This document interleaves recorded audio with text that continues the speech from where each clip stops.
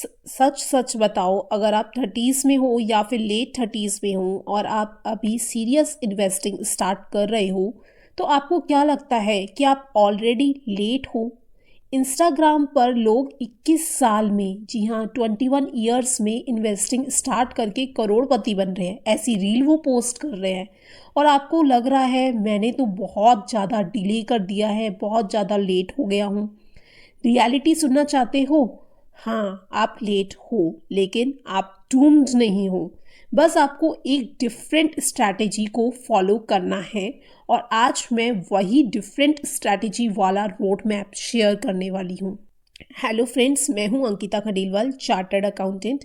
मैं अपनी खुद की इंडिपेंडेंट रिसर्च करती हूँ और उसे सिंपल लैंग्वेज में आप तक शेयर करती हूँ। इस वीडियो में हम डिस्कस करेंगे 5 स्टेप वेल्थ बिल्डिंग स्ट्रैटेजी, जो इस तरीके से डिज़ाइन की गई है और उन लोगों के लिए डिज़ाइन की गई है जो अपनी फाइनेंशियल जर्नी को 30s या फिर 40s में स्टार्ट करने वाले हैं।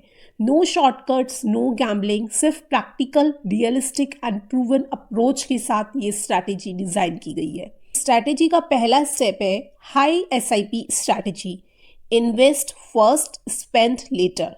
देखो, सबसे पहला रूल है कि अब आपकी एज लेट 30s या फिर 30s में है तो आप 22 साल वाले इंसान की तरह आप इन्वेस्ट नहीं कर सकते। एग्जाम्पल समझिए, देखिए 2 फ्रेंड्स हैं, रोहित और अंकिता। रोहित की एज है 25 साल, अंकिता की एज है 35 ईयर्स। मंथली इनकम रोहित की है 40,000 रुपीज़, और क्योंकि उसने जल्दी इन्वेस्टमेंट स्टार्ट कर दी 25 की एज पर, तो उसका इन्वेस्टमेंट पीरियड हो गया 35 ईयर्स का। 60 ईयर्स तक लेते हैं हम, ठीक है। तो 60 - 25 35। उसने मंथली SIP स्टार्ट कर दी 10,000 रुपीज़ की।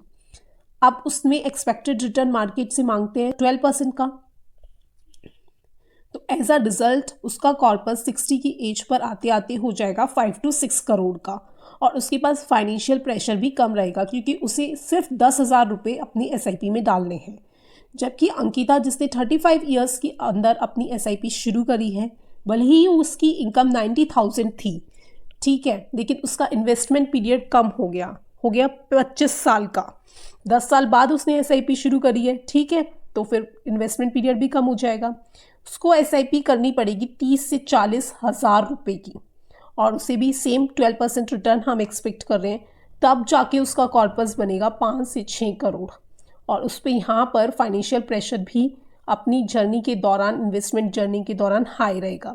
यानी कि सेम 5 to 6 करोड़ के लिए एक को तो SIP अमाउंट डालना पड़ा सिर्फ 10,000 का, और एक को डालना पड़ा 30,000 से 40,000 रुपये का। इस एग्जाम्पल से हम सीखते हैं कि अगर हम लेट स्टार्ट करते हैं SIP को, तो हमें हायर कंट्रीब्यूशन देना पड़ेगा, यानी कि SIP के अमाउंट को बढ़ाना पड़ेगा।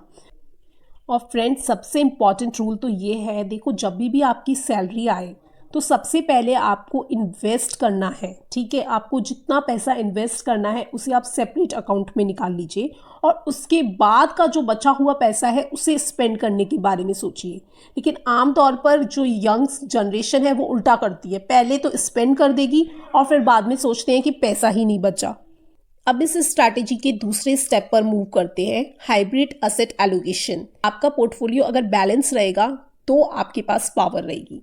देखो, ये सबसे बड़ा मिस्टेक होता है कि लोग सोचते हैं लेट हो गया हूँ अब मैं, तो मुझे अपना एलोकेशन इक्विटी में ज़्यादा रखना पड़ेगा ताकि मैं अपने रिटर्न्स बढ़ा सकूँ। लेकिन इन रियलिटी ये स्मार्ट अप्रोच नहीं है, डेस्परेट डिसीजन होगा। फॉर एग्जाम्पल, मेरा एक फ्रेंड था राकेश, उसकी एज थी 36 ईयर्स। उसने क्या किया, अपना एलोकेशन पूरी तरीके से 100% इक्विटी में डाल दिया, ठीक है। और अब जैसे मार्केट 2-3 साल से गिर ही रहा है, और अब जब वार के टाइम पर इतना ज़्यादा गिर गया तो उसे पैनिक हुआ और उसने लाख समझाने के बाद भी अपनी SIP को बंद कर दिया। जबकि एक और फ्रेंड है, वो है मीरा, उसकी भी एज 36 थी, लेकिन उसने शुरू से ही स्मार्ट एलोकेशन रखा। उसने 60 to 65% इक्विटी में डाल के रखा अपना पैसा, ठीक है, फॉर बेटर रिटर्न्स। देन उसने 25% पैसा अपना डेट में डाला, ताकि जब भी मार्केट करेक्शन आए तो उसका पोर्टफोलियो स्टेबल रहे। और 5 से 10% उसने गोल्ड में और सिल्वर में इन्वेस्ट करा। मार्केट जब गिरा, करेक्ट हुआ, तो यहाँ पर उसका पोर्टफोलियो मोर स्टेबल रहा, लॉसेस उसके कंट्रोल में रहे क्योंकि उसके पास डेट और गोल्ड की भी होल्डिंग थी, और मार्केट की गिरावट में भी अभी भी उसकी SIPs कंटिन्यू है। अब इन दोनों एग्जाम्पल से हम जो लेसन सीख रहे हैं वो ये कि वेल्थ बनाने के लिए सिर्फ रिटर्न्स नहीं चाहिए, कंसिस्टेंसी भी चाहिए। अब बात करते हैं इस स्ट्रैटेजी के थर्ड स्टेप पर, वो है income growth greater than investment returns. ये सबसे ज़्यादा अंडररेटेड पॉइंट्स है। फ्रेंड्स, आपकी वेल्थ सिर्फ मार्केट से नहीं बनेगी, वो आपकी इनकम से भी बनेगी। सोचो, एक पर्सन है, ठीक है, उसकी सैलरी है 50,000 रुपीज़ और वो परफेक्टली इन्वेस्ट भी करता है। वहीं दूसरा पर्सन है जिसकी सैलरी है 1.5 लाख रुपए और वो एवरेज इन्वेस्टिंग करता है। अब यहाँ पर अगर ए परफेक्ट इन्वेस्टिंग भी कर रहा है और बी एवरेज इन्वेस्टिंग करता है तो भी लॉन्ग टर्म में, क्योंकि बी की सैलरी ए के कंपैरिजन में तो 1.5 गुना ज़्यादा है, इसकी 50,000 है तो इसकी 1.5 लाख है, तो यहाँ पर बी ज़्यादा पैसा बनाएगा, ज़्यादा वेल्थ बनाएगा। तो फ्रेंड्स, आपको ये भी पूछना है खुद से कि क्या मैं न्यू स्किल्स को सीख रहा हूँ, अपडेट हो रहा हूँ टाइम के साथ, क्या मैं सैलरी नेगोशिएट कर रहा हूँ, क्या मेरी सैलरी बढ़ रही है, क्या मैं साइड इनकम, साइड हसल्स उनको भी क्रिएट कर रहा हूँ अपने लिए ताकि मैं लॉन्ग रन में यहाँ से भी पैसा कमा सकूँ। इवन अगर आप महीने का 20,000 रुपये एक्स्ट्रा भी कमा लेते हो ना, और अगर वो इन्वेस्ट हो जाए तो 20 से 25 साल में ये 20,000 रुपये भी आपके करोड़्स में बन सकते हैं। एक लाइन हमेशा याद रखो दोस्तों, मार्केट मनी को कंपाउंड करता है और इनकम अपॉर्चुनिटी को कंपाउंड करती है। फ्रेंड्स, जो लेट स्टार्टर्स होते हैं ना, जो लेट इन्वेस्टिंग स्टार्ट करते हैं, वो कभी भी बिग मिस्टेक्स को इन्वेस्टिंग में अफोर्ड नहीं कर सकती। आपको फोमो इन्वेस्टिंग बिल्कुल नहीं करनी है। आपको रैंडम क्रिप्टो में चेजिंग या फिर क्रिप्टो करेंसी लोगों के कहने पर नहीं परचेज करनी है। आपको option and future without knowledge F&O में नहीं घुसना है, और आपको लोन लेकर, किसी से उधार लेकर स्टॉक मार्केट में पैसा नहीं डालना है। जो लेट स्टार्टर्स हैं उनके पास कम से कम 6 मंथ्स का इमरजेंसी फंड होना ही होना चाहिए। उनके पास हेल्थ इंश्योरेंस होना चाहिए, टर्म इंश्योरेंस होना चाहिए अगर उनकी फैमिली उन पर डिपेंडेंट है तो। रियलिटी में अगर आपके पास कोई मेडिकल इमरजेंसी आ जाए ना, तो आपकी सारी सेविंग्स, सारी इन्वेस्टिंग वाइप आउट हो जाएगी 1 सेकंड में। इसलिए सबसे पहले आप ये 3 चीज़ों का प्रोटेक्शन अपने साथ लेकर चलें। देखो, वेल्थ बनाना इंपॉर्टेंट है, लेकिन उससे भी ज़रूरी है वेल्थ को प्रोटेक्ट करके रखना, क्योंकि अगर आप वो ही नहीं कर पाओगे तो 1 सेकंड में आपके पैसे उड़ जाएंगे। अब इस स्ट्रैटेजी के लास्ट स्टेप पर मूव करते हैं, गोल बेस्ड इन्वेस्टिंग, जो कि आपको क्लैरिटी देगा। फ्रेंड्स, रैंडम इन्वेस्टिंग करोगे ना आप, तो आपको रैंडम ही रिजल्ट्स मिलेंगे। आपको क्लियर बकेट्स चाहिए। फॉर एग्जाम्पल, एक मेरा फ्रेंड था संजय, उसकी एज थी 37 ईयर्स, तो उसके पास अभी 20 साल बचे थे रिटायरमेंट के लिए। तो उसने क्या कर रखा था रिटायरमेंट के लिए, जो कि अभी उसका फ्यूचर में लॉन्ग टर्म विजन है, एक तरीके से लॉन्ग टाइम है उसके पास, तो उसके लिए उसने इक्विटी में डाल रखा था अपना पैसा, ठीक है।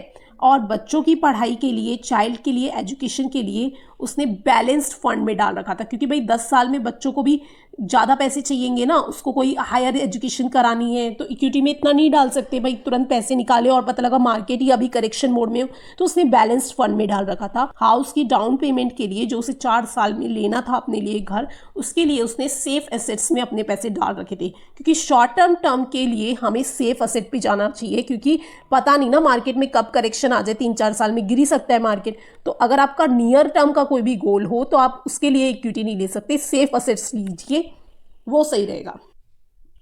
तो क्लियर हो गया अब कि शॉर्ट टर्म गोल्स के लिए आपको उन एसेट्स में पैसा लगाना है जहां पर रिस्क लो हो, और अगर आपका कोई लॉन्ग टर्म गोल है, ठीक है, वहां पर आप हाई ग्रोथ वाले एसेट्स में पैसा लगा सकते हैं, जैसे कि इक्विटी।